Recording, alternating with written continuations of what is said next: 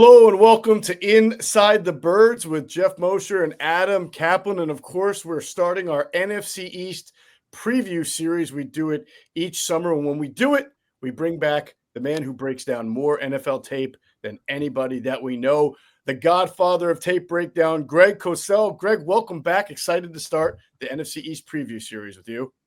You know, Geoff, it's hard to believe it's mid-June already. I feel like I get 2 months where I don't have deadlines.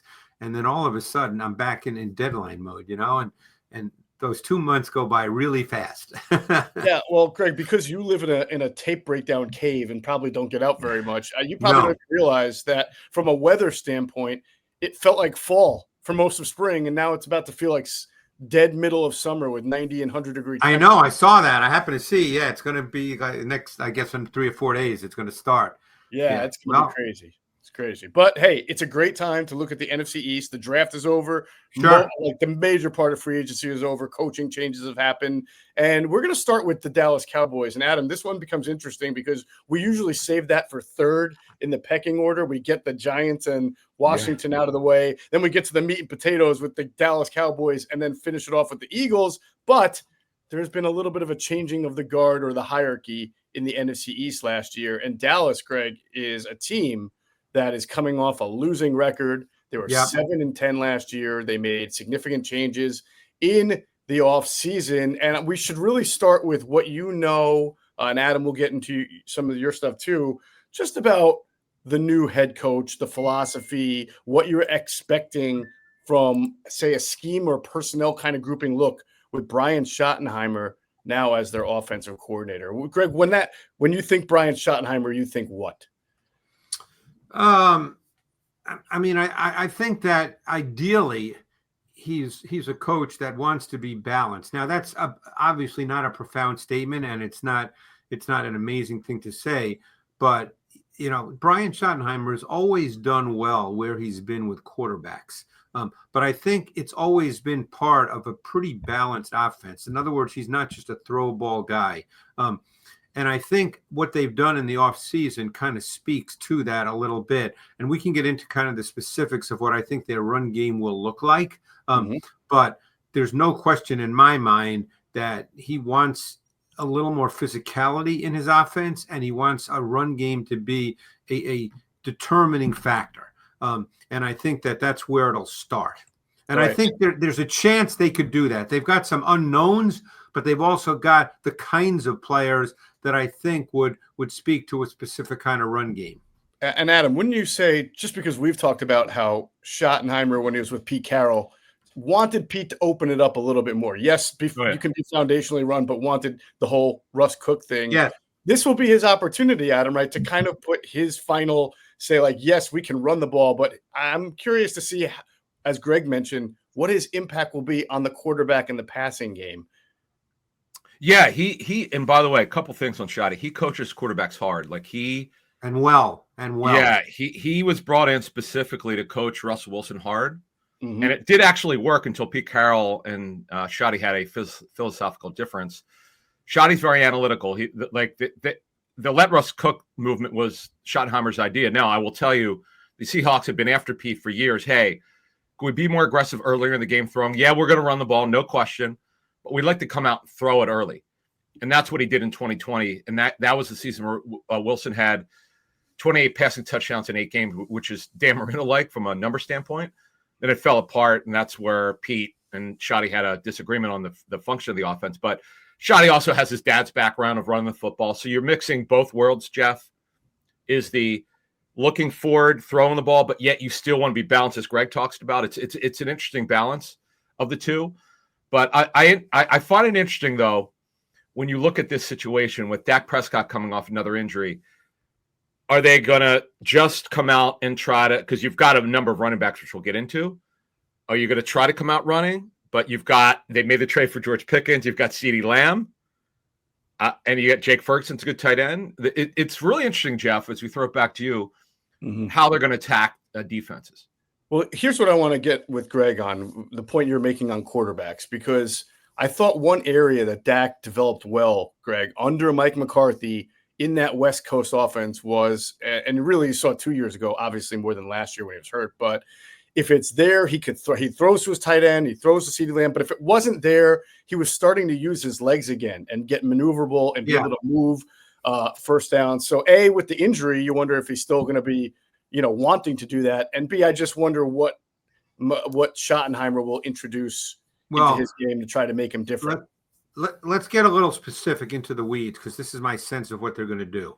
I think run game wise, okay, I think they're going to be more of a gap scheme duo type run game than a zone run team for a couple of reasons. Number one, they drafted Tyler Booker from Alabama with their first pick, and he's going to play right guard. Mm-hmm. He is not a zone type guard. He's a power player. Cooper Beebe, the center, he's much more of that kind of player as well. And I think with Javonte Williams, who in an ideal world becomes their lead back. When I say lead back, I don't think he'll have 330 carries, but I think if he's healthy, he's their lead back. I think he's much more effective too as a downhill gap scheme runner. So I think the way they've set up their O-line with their back is you're going to see more gap scheme and more duo, and it's going to be downhill, and the play action pass game will work off that. Because Prescott, even though, Geoff, you're 100% right, even though 2 years ago he did use his legs more than we'd seen in the previous 2 or 3 years, I think at this point in his career, I mean, is he in year 10 now, I believe, something like that? Yeah, 16 was his first year. Yeah. He's much more of a ball distributor and an executor than a playmaker. Can he run for a first down? Pretty much most quarterbacks in the NFL at this point have enough athletic ability to run for a first down. But I don't think you're designing a big quarterback run game unless maybe you're inside the 10-yard line. So I think at this point he's a ball distributor and an efficient executor, and they'll work off the power type run game. Yeah. To piggyback off that, Adam, I thought, and again, I think Javonte Williams fits perfectly, like Greg said. I thought the Miles Sanders signing was a little bit sneaky too, in that he's clearly, had a difficult time in Carolina. He was the beneficiary of great offensive line with the Eagles, but he ran tough with the Eagles, and he is more, in my estimation, having watching him out, better fit for teams that run inside, do like the Eagles do, and maybe he'll find a decent role if he can stay healthy with the Cowboys. Yeah, and honestly, I think in an ideal world, and we'll get to Jadon Blue because we got to talk about him, but in an ideal world, Williams kind of finds the former talent that he had. You remember how talented he was, and then he had an awful knee injury. Yes. He just has not been the same. But if he could get close to what he was, and then Sanders comes in, and Greg, as I throw it to you, Jadon Blue, I know he's not the biggest guy in the world, and I know he went in the 5th round, but he may not be a lead back, but I know this guy could run. What are your thoughts on him in this offense and also his college tape? I'm going to try to say this as clearly as I can so people understand it the correct way. He's not Jahmyr Gibbs, okay? He's not Jahmyr Gibbs. But in the context of an offense, he can be deployed in a similar fashion. Mm-hmm. Now, he's not going to have over 200 carries, and Gibbs would not have had over 200 carries if David Montgomery didn't miss 3 or 4 games. And Jadon Blue probably is not going to even have 160 carries. But he is so explosive, and he's a really good receiver out of the backfield. So there's a place for Jadon Blue in the NFL. And with the Cowboys, he'll be on the field at times. Again, we don't know right now as we speak in mid-June exactly what role he will have, but he will have a role because he can score touchdowns from anywhere on the field. And when you talk to coaches, and I've had the opportunity to do so a little bit this offseason, that's what offensive coaches, they can't say the word explosives enough. That's what they want. And Jadon Blue can do that. So it remains to be seen what his specific role is, but it could be similar to the way Jahmyr Gibbs is used in Detroit.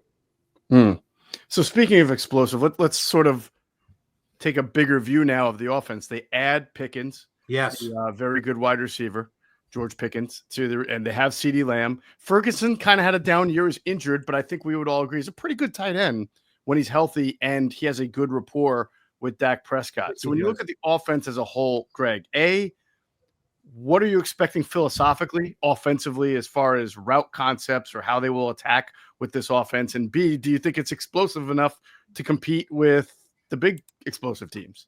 Yeah, and I think, one thing with Pickens, and I think this is a big factor.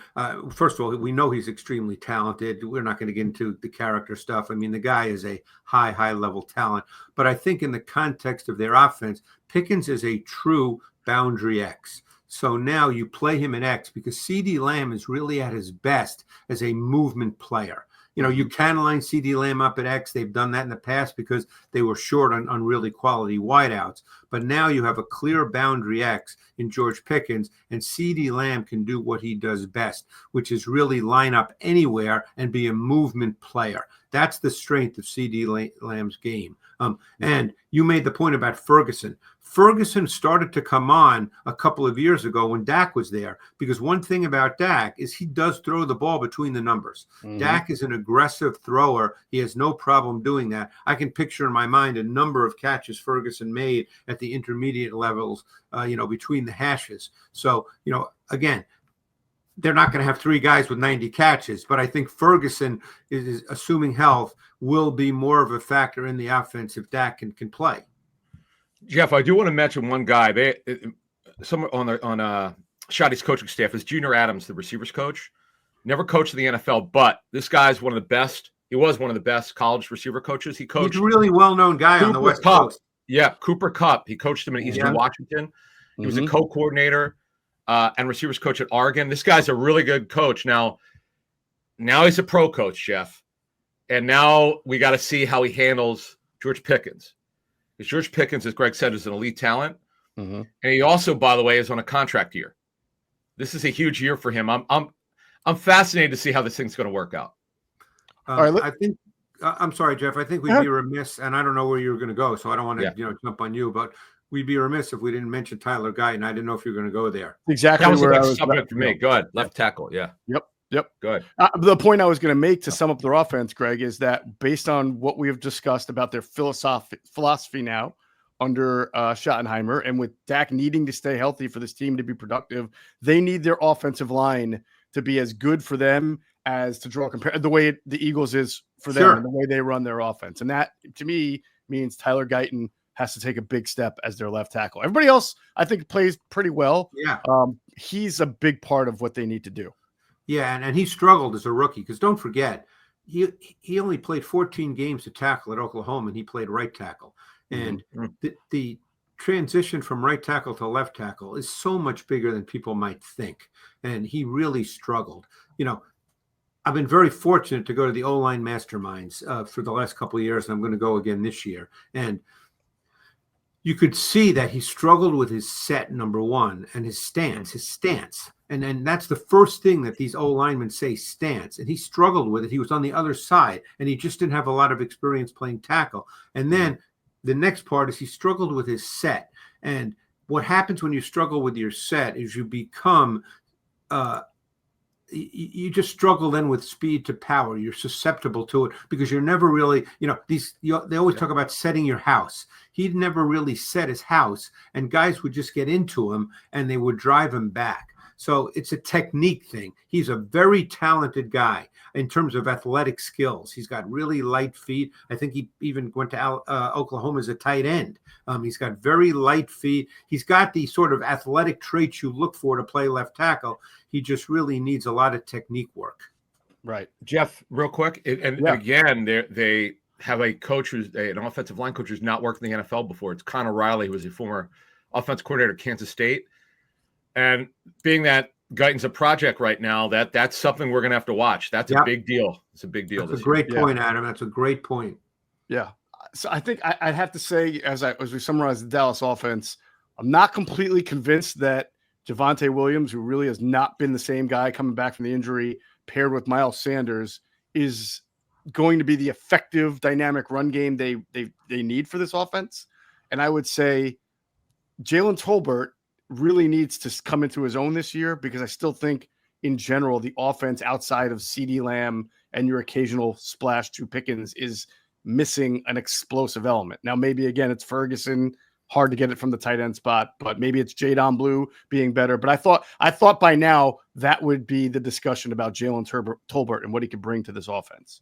One name I'm just going to mention before we move to their defense, and he's a 7th-round pick, so he might not even make the team, but Phil Maffa from Clemson. I think back to someone that Schottenheimer's familiar with Chris Carson, who it was either a late-round pick or undrafted, as I recall, and had good years as just a kind of a power back. And Maffa's that kind of guy. And again, if they end up wanting to be a power team, running gap scheme and duo, you never know. I mean, Maffa's not going to break it, and he's not going to average, 5 yards a carry, but he's big and he's physical. And I guarantee when he was sitting there on the board, that's why they drafted him. Again, he's a 7th-round pick. He could get cut after 3 weeks. So I'm not sitting here saying he's the guy, but stylistically, the kind of back he is, I think fits what they want to do. And because there was that experience with Chris Carson, I think that Schottenheimer might see it and go, oh, okay, this guy maybe can sort of fit that role if need be. Sure. Geoff, at the combine, Maffa 6 feet 5/8 of an inch, 234. Yeah. Wow. He runs like that. Nice. All right. Maffa. Name to keep it. Not the guy buried in the Meadowlands parking lot. This is Maffa. Right. All right. Hey, real quick. Actually, I did want to throw this at you. It's off. What'd you think of the Joe Milton acquisition? Kind of interesting. I've heard from some people that Joe Milton was phenomenal for the Patriots, all in practice. And obviously he wasn't going to be the starter. And he played that last game of the season and he was really good. Yeah. It's a really good trade for them. Number one, Dak has gotten hurt a lot. And, Milton is super talented. And in that last game of the season, again, it's one game, but he looked like a professional quarterback. Yeah. So we'll see. I mean, I spoke to some people who said that, he just was unbelieving with New England in just 1 year. Like they were blown away by him. Now, obviously, why would they trade him? That makes no sense to me. What did they get for him?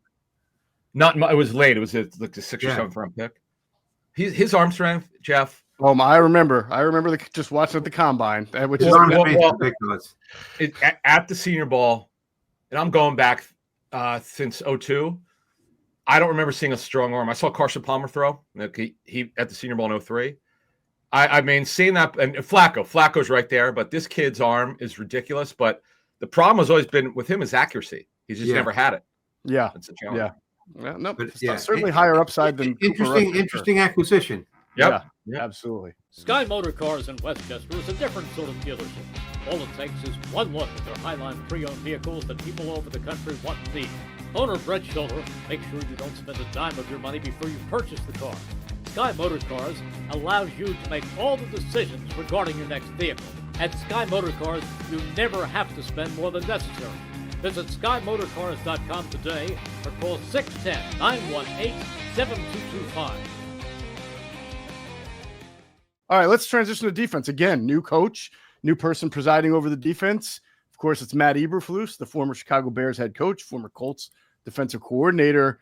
And I find this interesting because, A, we know that the Cowboys have not been able to stop the run since the Truman administration. So now you bring Matt Eberflus in. And if I'm Jerry Jones, I'd say, Matt, you got a lot of jobs here. First of all, we want to win a championship. But job number one is figure out a way for us to improve our run defense. Because, Greg, they have tried different sets of personnel, different front sixes, running guys in and out, but they've struggled for a while in stopping the run. Yeah, and Eberflus, one thing I remember when he was in Indianapolis is he did a lot of things with his fronts that were a little different. And I'm sure you're going to see that. We don't know exactly what there would be, but I remember there were times where he would line up on first down with 2-1 techniques. He would do a lot of different things with his fronts to obviously try to cause some problems for blocking schemes. There's a couple of players that have to sort of play better, and one is Mozzie Smith. And, Mozzie Smith was a first-round pick, and his tape in college was actually really, really good. And I liked him a lot coming out. I mean, there were times I thought he looked very much like Jalen Carter, made those kinds of plays. And it just hasn't happened in 2 years yet. But the physical traits are there. So now you hope they can, a new coaching staff can get it out of him. We'll see. They actually drafted, and again, you're talking, when you start getting into later rounds, you never know, obviously. but they drafted another guy in the 7th round whose tape I found fascinating from UCLA, because everybody focused on Carson Schlesinger when they watched UCLA, but they drafted this kid, Jay Toya, who is clearly a big run stuffer and was really good on tape. He's a 7th round pick because he's a run defender. He's not going to rush the quarterback. Yeah. So again, 7th round pick, but 342 pounds, just so everybody knows. And he actually does have pretty light feet, by the way, but he's obviously a run defender. So we'll see. I mean, that's got to be priority one. I mean, I remember over the years talking with offensive coaches who played against Eberflus and they told me that on 1st and 2nd down, he tends to be relatively predictable, that he's more of an execution kind of a D coordinator, but that he can be difficult on 3rd down with what he does. So we'll see. I mean, this is a chance for him to sort of regain some status. And they did some interesting things in the offseason, which leads me to believe that I'm not sure what they're going to do on the back end. All right. Explain. Well, they got Kaiir Elam.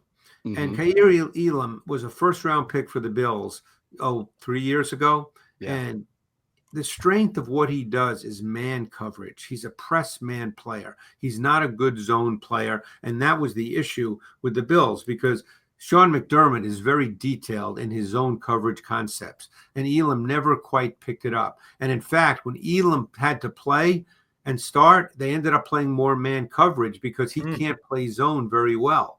So the fact that they got him, and, I guess, is he penciled in right now as a starter? I don't know.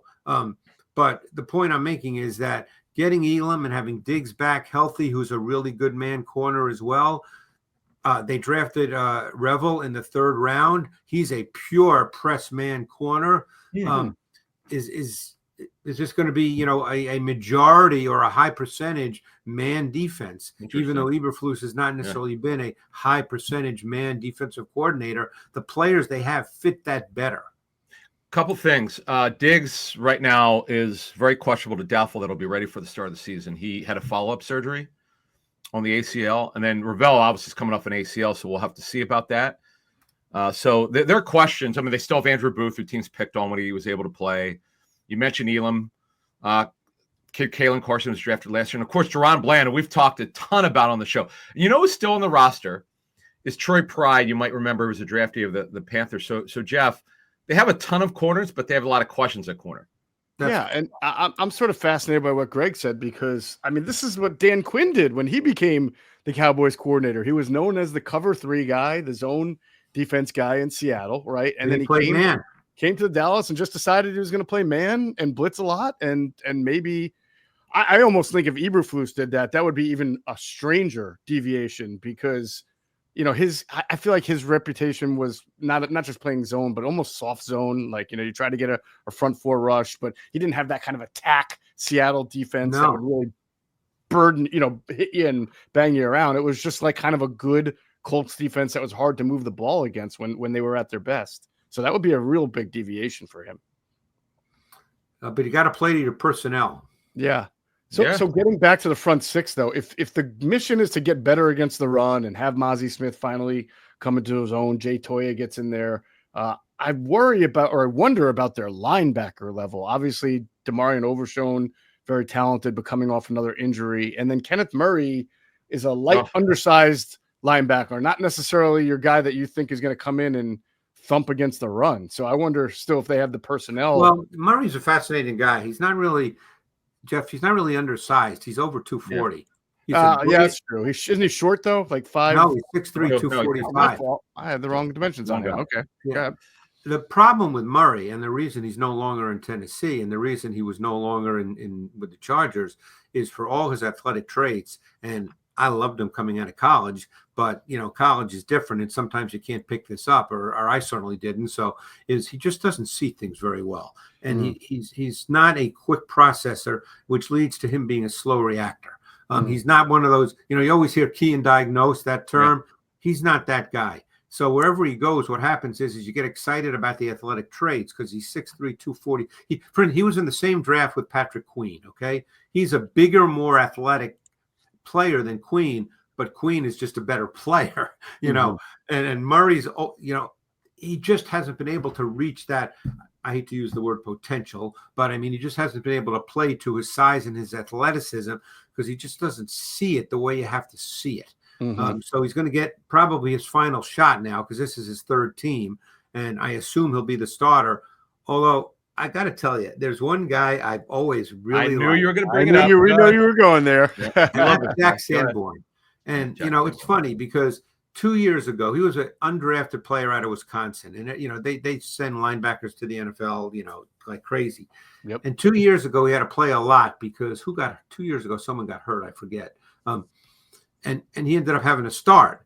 And I thought he played really well. And then, of course, the Bears made that big commitment with T.J. Edwards and Tremaine Edmonds. And Sanborn became, a backup, essentially. He played in their base, which they only played, 20% of the time or whatever. But I don't know. I think he's a good player. Now, again, is he the best athlete on the field? No. But he's not a bad athlete. And it'll be very interesting to see how that shakes out once, the pads come on and the real work starts.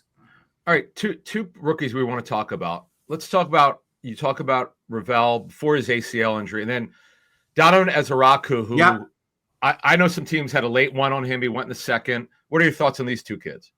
Yeah, Ravel to me, and again, I think he would have been drafted a little higher if it wasn't for the ACL injury, which happened pretty early, week 4 or 5. So he may be ready. Ravel to me, he's big, he's physical, he's a pure press man corner. You've got to teach him how to play off coverage zone. Zone has so many parts to it.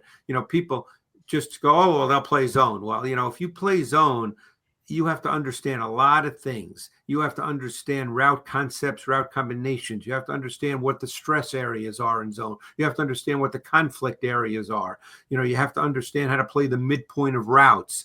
There's a lot you have to learn to play zone coverage. It's not just, oh, we'll play zone. It doesn't quite work like that. Talking about Ezaraku, I liked his tape.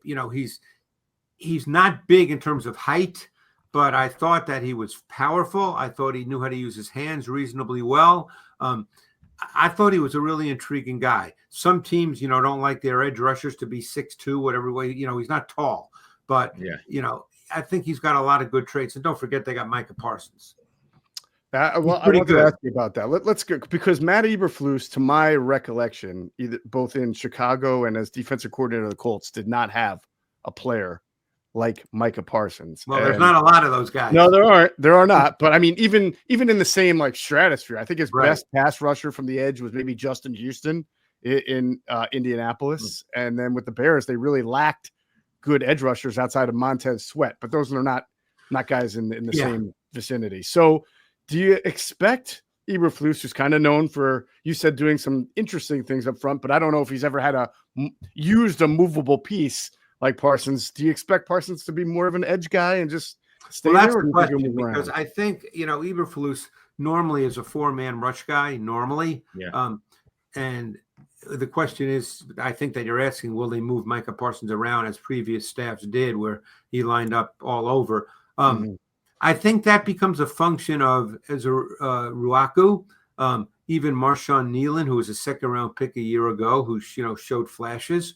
I think they even picked up Peyton Turner from New Orleans, who was a pretty high pick and is actually an interesting guy. So I think that depends, Geoff, on these other players as to what Parsons becomes in those 3rd down and pure pass situations. I think that's. We don't know the answer. They don't know the answer to that yet. They probably have a sense of it, but they've got to go through training camp, to see how that works.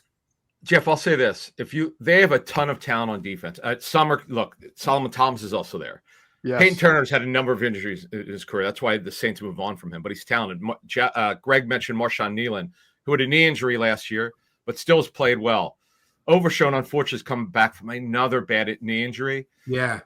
We mentioned Diggs and Revel and Donovan Wilson and Malik Hooker, Geoff. This defense got a ton of talent, but can they get it to play together and stay healthy? That's the issue. It's got I've always thought Donovan Wilson was a good player. He shows up on tape all the time. They've got, Geoff, you mentioned the front group. They've got a lot of guys who played in the league, okay? They signed Solomon Thomas, who's a rotational player. Peyton Turner was a 1st-round pick. I mean, obviously they drafted Ezra Ruaku. Mozzie Smith was a first-round pick. Odigizua, I mean, he's signed. Yeah. He's a pretty solid player. They brought back Dante Fowler. I mean, they have a lot of competition. Is Sam Williams back healthy? That's another one. Yeah, he's got the knee injury, but yeah, he'll be back. Geoff, this team is deep, but they've yet to put it together for whatever reason. Yeah, they've got to figure all this out, and they will in their mind, obviously. But there's going to be a lot of competition with that defensive line as to who plays in what packages. Right. I mean, I think as we wrap this up for the team in general, I just see boom bust potential for the Dallas. I think Cowboys, if everything goes really well and these young guys develop and their stars play like stars, then they can be a double-digit win team, and who knows what happens. But if not, they could be the kind of same old Dallas Cowboys that could be a 7 to 8 win team like they were last year. So that's how I see it. You guys same? Yeah, I mean, I don't want to say there's issues. There's just questions because there's a lot of good players. It's not like they have a bad roster. It's just there's a lot of questions. Awesome. Great stuff. So, all right, that's going to do it for our Dallas preview. And on the next NFC East preview, we will move on to Big Blue, the New York Football Giants. So for Greg Cosell and Adam Caplan, I'm Geoff Mosher. Thanks for watching another Inside the Birds NFC East preview show. Be sure to check out our friends at PHLSportsNation.com. They're enhancing the fans' experience with their coverage of all Philadelphia sports teams. For the fan, by the fan is their motto. So make sure you check them out at PHLSportsNation.com and on Twitter at PHLSportsNation.